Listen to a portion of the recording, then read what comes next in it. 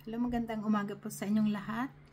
Tayo po ngayon ay nasa chapter 9 ng Juan. So, una sa lahat, salamat po sa Diyos na ito. Medyo mahina pa po ang aking boses kasi it's pang 5 araw ko po ngayon nang lumabas po sa ospital dahil doon sa surgery.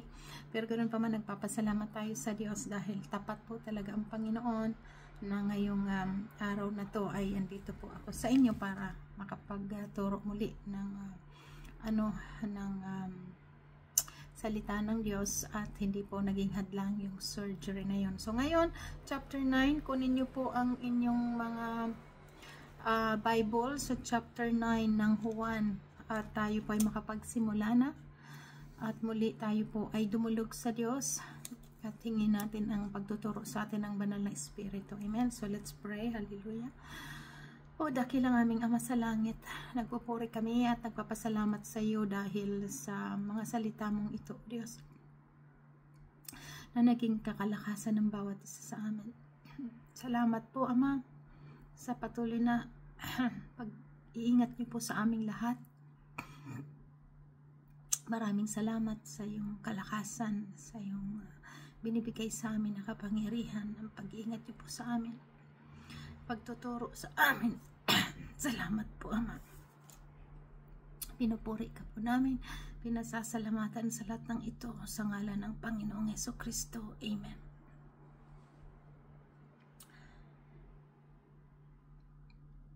Okay, verse 1. Sabi po dito, pinagaling ni Jesus ang isang bulag.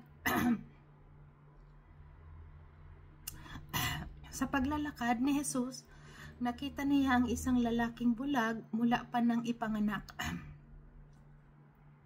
Tinanong siya ng kanyang mga alagad, Rabbi, sino po ang nagsasabi na saglit lang po. Sorry po. Okay. Sabi po sa verse 2, tinanong siya ng kanyang mga alagad, Rabbi, sino po ang nagkasala at ipinanganak na bulag ang lalaking ito? Siya ba o ang kanyang mga magulang? Sumagot si Jesus, ipinanganak siyang bulag hindi dahil sa nagkasala siya o ang kanyang mga magulang, kundi upang mahayag ang kapangyarihan ng Diyos sa pamamagitan niya. So kung titingnan po natin, marami tayong napagdaanan dito na ang kasalanan ng magulang ay dumadalo ito sa mga anak at nagkukos ito po ng mga, kumbaga, pagpaparusa or consequence. Pero hindi lahat ganon, kasi ang Diyos po ay talagang ano man ang naisin ng Diyos, ay yun po ay walang makakahadlang. Ang pinapakita naman dito, hindi sa nagkasala ang kanyang magulang, kundi ito ay nangyari na ipinanganak siyang bulag dahil para maihayag ang kapangyarihan ng Diyos. So, makikita po natin na ang nasa Diyos ang lahat ng kapasyahan, kaya niyang gawin kung ano ang nais niyang maibigan para maipakita sa atin lahat kung gaano siya kapangyarihan. So, ang patungkol po dito sa bulag na ito po, hindi ito dahil sa bunga ng kasalanan ng magulang, kundi ito ay dahil upang mahayag ang kapangyarihan ng Diyos sa pamamagitan ng bulag na ito. Verse 4. Kailangang gawin natin ang mga ipinapagawa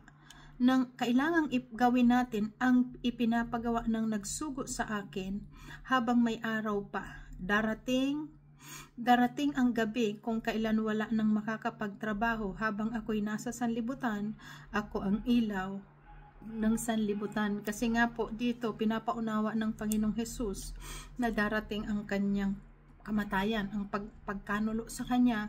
So habang siya po ay doon pa at hindi pa nangyayari yung nakatakda para sa kanya, continuous po siyang nagpapagaling ng mga may sakit, ng may mga sakit karamdaman. Continuous po siyang nagpapalay sa masamang espiritu at nangangaral patungkol sa paghahari ng Diyos. Kaya pinapaunawa niya po dito na habang may araw pa, Sabi niya, kailangang gawin natin ang ipinapagawa ng nagsugo sa akin, which is ang tinutukoy po dito, ang Diyos Ama. Verse 6, pagkasabi nito, dumura si Jesus sa lupa at gumawa ng putik.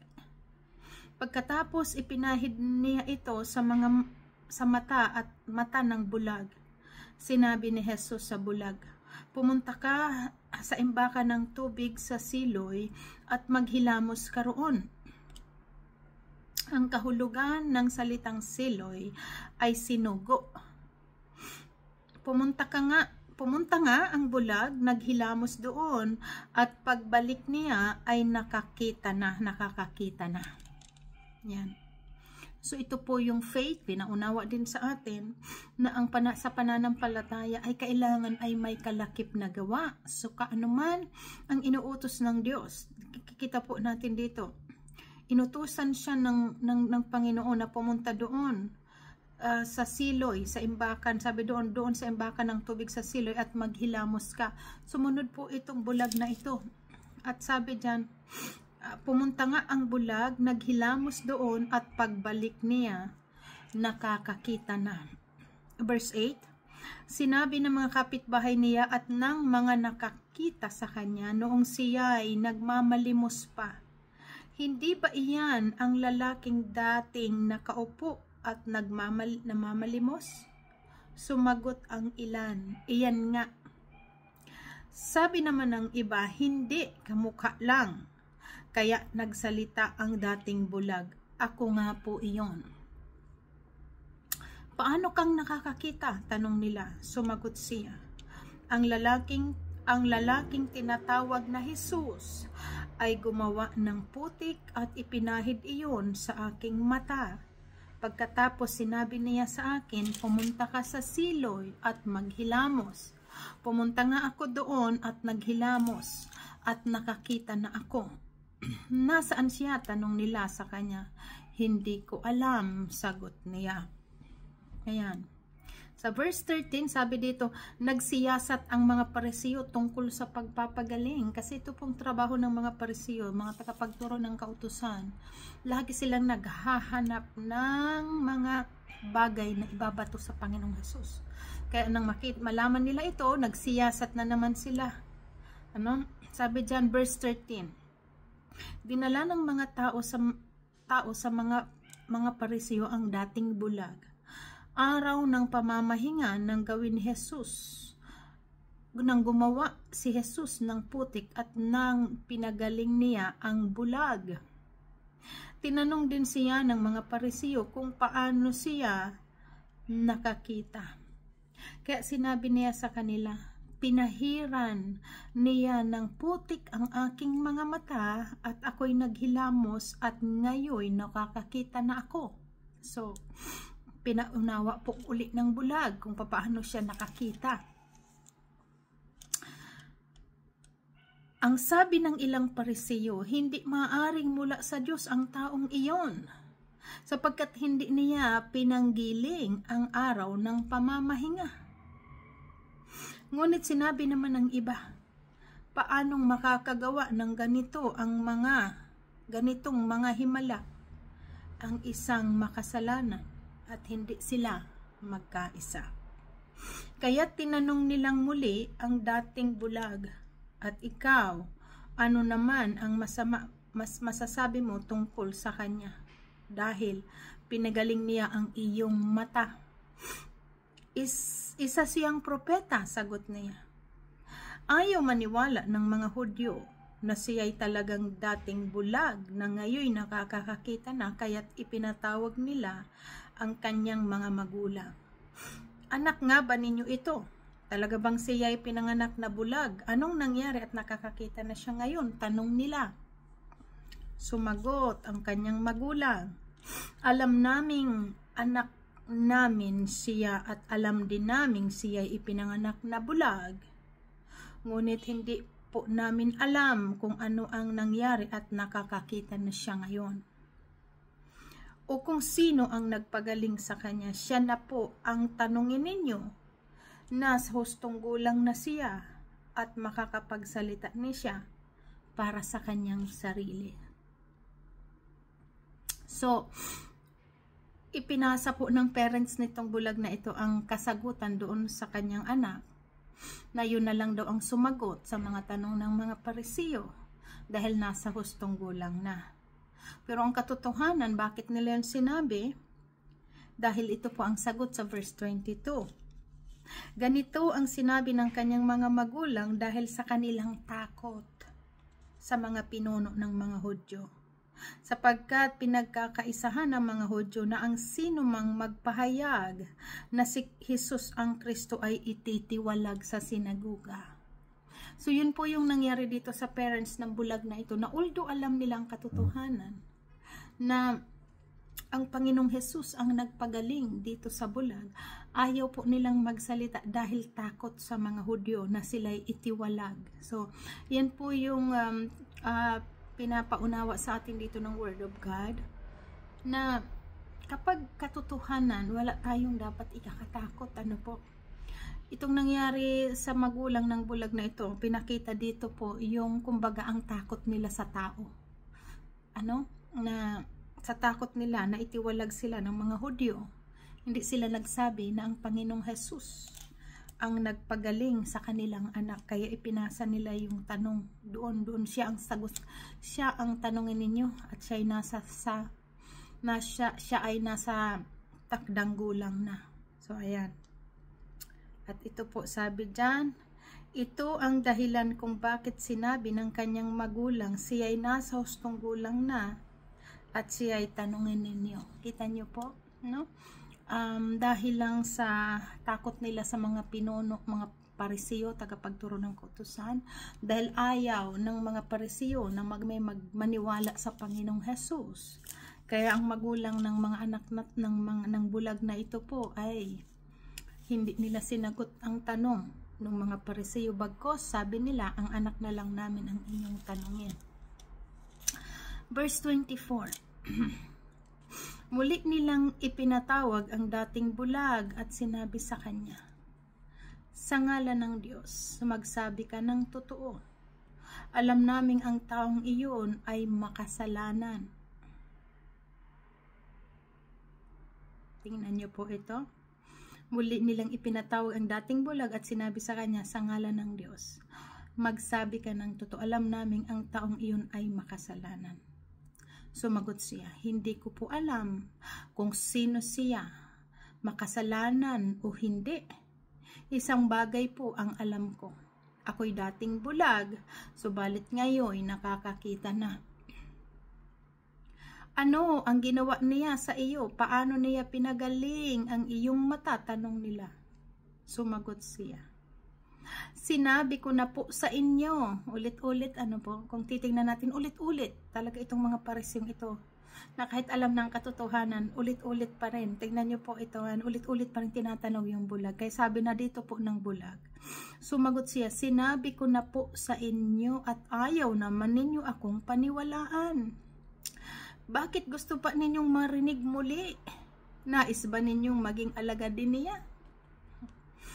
At sa kanilang nilait, ikaw ang alagad niya, kami mga alagad ni Moses. Nalalaman naming nagsasalita ang Diyos kay Moses, ngunit ang taong iyon hindi namin alam kung saan siya nanggaling. Actually, pinaunawa sa mga Pariseyong ito kung saan nanggaling ang Panginoong Jesus, pero ang point kasi dito, ayaw talaga nilang tanggapin ang Panginoong Jesus, na kahit nakikita na nila na ang ginagawa ng Panginoong Jesus ay kalooban ng Diyos Ama, ayaw talaga nilang pakinggan dahil umiiral nga po sa kanila ang inggit.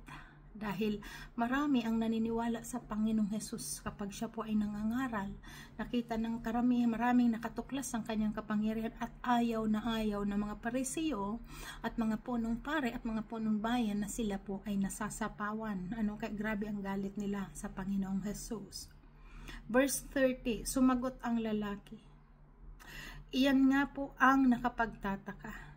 Hindi ninyo alam kung saan siya nanggaling, gayon may pinagaling niya ang aking mga mata.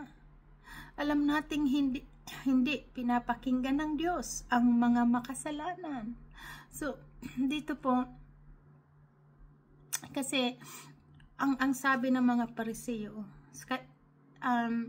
kumbaga, sinasabi ng mga Pariseo na ang Panginoong Hesus daw ay makasalanan kasi nagpagaling siya sa araw ng pamamahinga.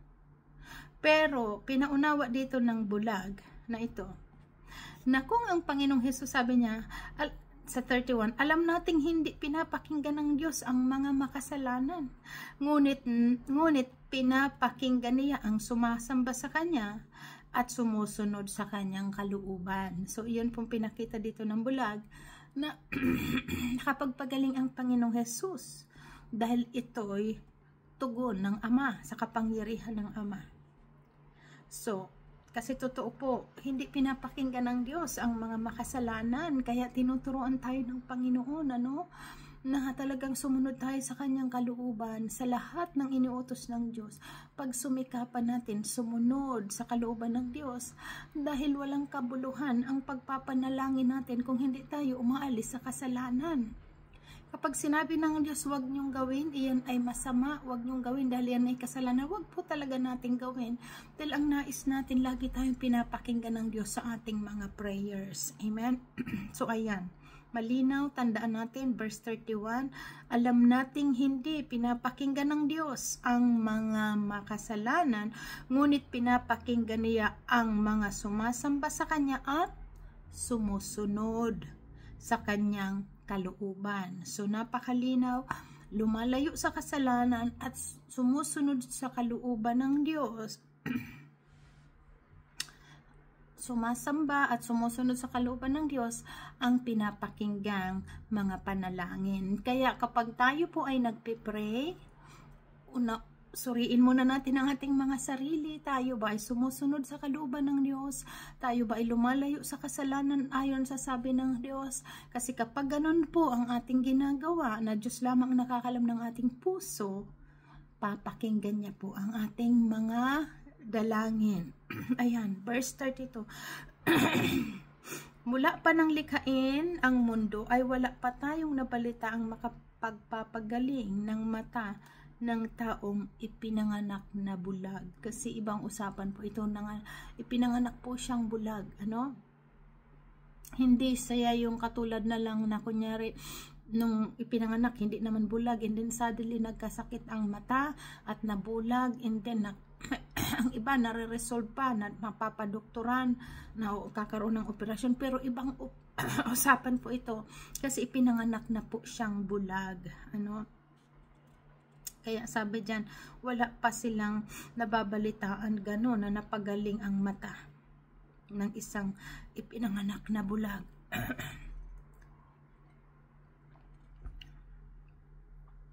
33. Wala pong magagawa ang taong iyon kung siya'y hindi mula sa Diyos. Ayan.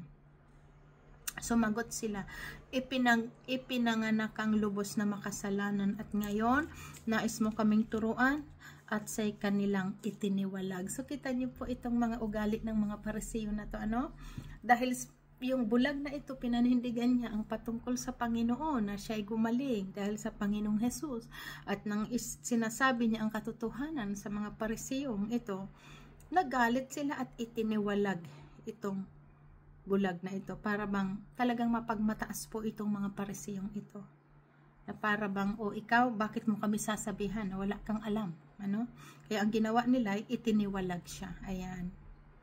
So sa 35, mga bulag sa espiritu, iba naman po itong isapan, kasi yung kanina bulag sa physical na hindi nakakakita, subalit pinagaling ng Panginoong Hesus ang kanyang mata na hindi nakakakita. Ito naman pong last part na ito, ang papakinggan natin ay ang bulag sa espiritu. Ibig sabihin, hindi nauunawaan or hindi nakakakita ng mga ginagawa ng Diyos or mga kaparaanan ng Diyos. Bulag ang kanyang spiritual eye. Sabi dito sa 35, nabalitaan ni Jesus ang lalaking pinagaling niya ay itiniwalag ng mga Pariseo. Kaya't nang matagpuan niya ito ay kanyang tinanong, sumasampalataya ka ba sa anak ng tao? Sumagot ang lalaki, sino po ba siya, Ginoo? Sabihin ninyo sa akin upang ako'y sumampalataya sa Kanya.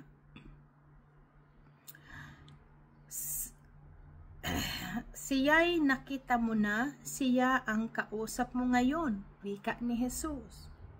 Sumasampalataya po ako, Panginoon, sabi ng lalaki, at sinamba niya si Jesus. Sinabi ni Jesus, naparito ako sa mundong ito upang humatol, at nang sa gayon ay makakita ang mga bulag, at mabulag naman ang mga nakakakita. Narinig ito ng ilang Parisiyo, naroon at sila'y kanilang tinanong, ibig mo bang sabihin mga bulag din kami? Sumagot si Jesus, kung kayo nga'y bulag, hindi sana kayo'y hahatulang may kahatulang may sala. Ngunit dahil sa sinasabi ninyong nakakakita kayo, nananatili kayong may sala. Kasi nga po, bakit sinabi dito ng Panginoong Jesus, naparito ako sa mundong ito upang humatol, at nang sa gayon makakita ang mga bulag, at mabulag naman ang mga nakakakilala. Ito po yung related doon sa sinabi ng Panginoong Jesus, na siya'y bumaba dito sa lupa, hindi para sa mga banal, kundi para sa mga makasalanan. Anong ibig sabihin doon? Tayong mga umamin na tayo'y mga makasalanan, nagpakumbaba sa harapan ng Diyos, inaming tayo nagkasala, humingi ng kapatawaran sa Panginoon. So yun, tayo ang tinutukoy ng Panginoong Jesus na bumaba siya para sa atin na mga makasalanan, na nagpakumbaba at inamin na nagkasala. Kumpara doon sa mga Parisiyo, mga tagapagturo ng kautusan, mga punong pari na hindi nila inaamin na sila'y may mali.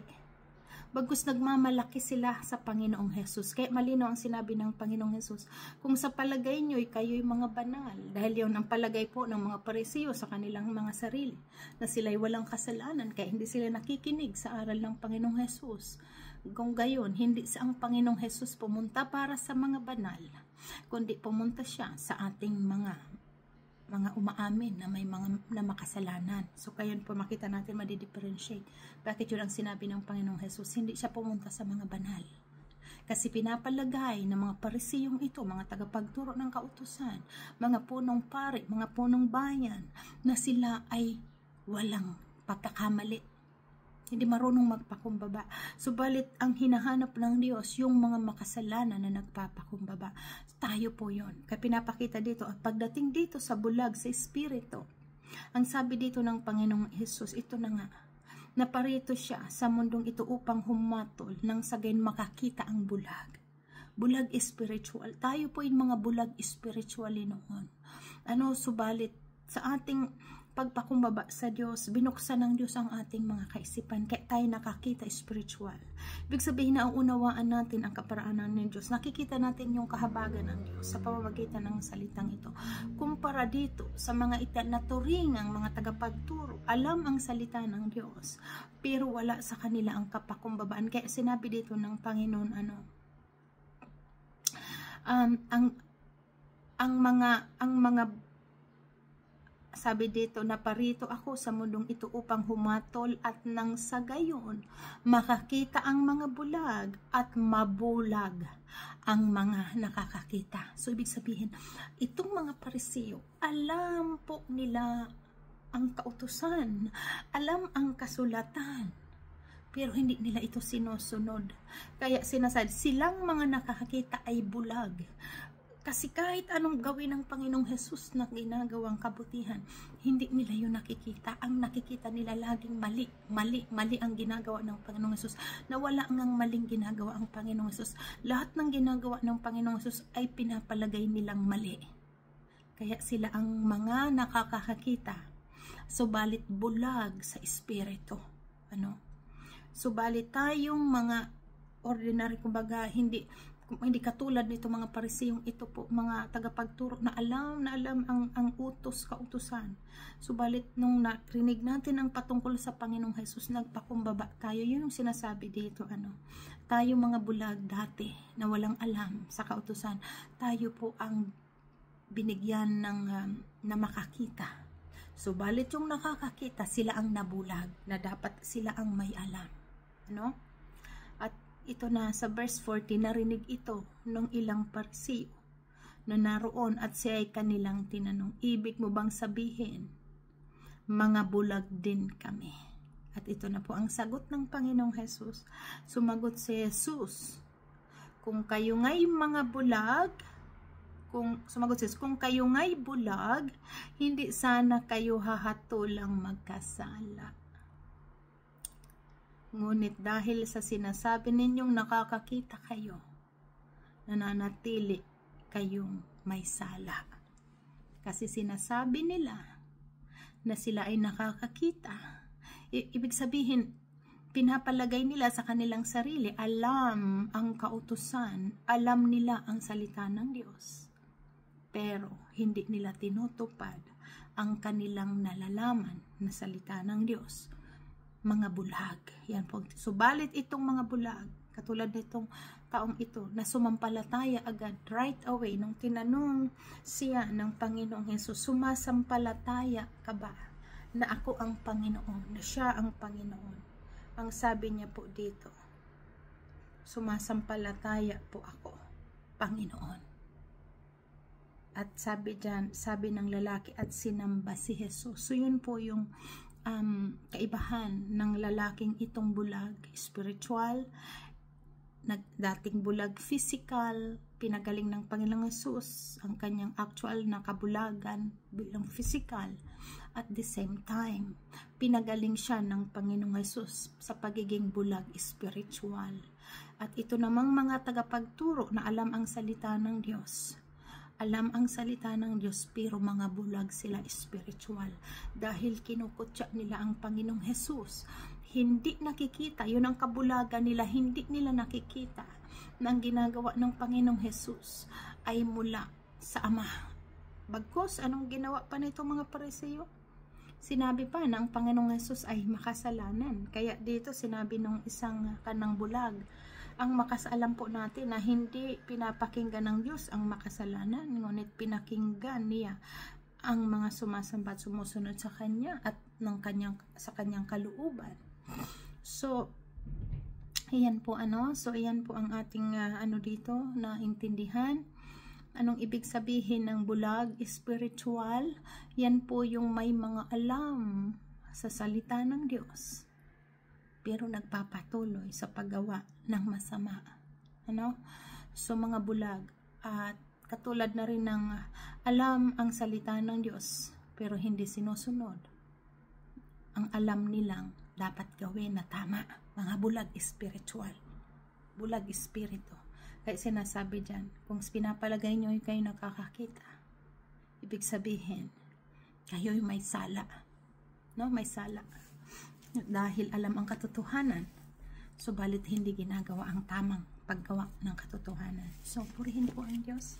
Pasensya na po kayo, masyado pa pong sumasakit ang aking na surgery. Pero salamat sa timing ng Lord. Sila Paz Banji, sila Sis Jen, Sis Teresita, or maging sa Bicol, sila Brother Arthur, Sis Glo, ang makakapagsabi po na lang about dito.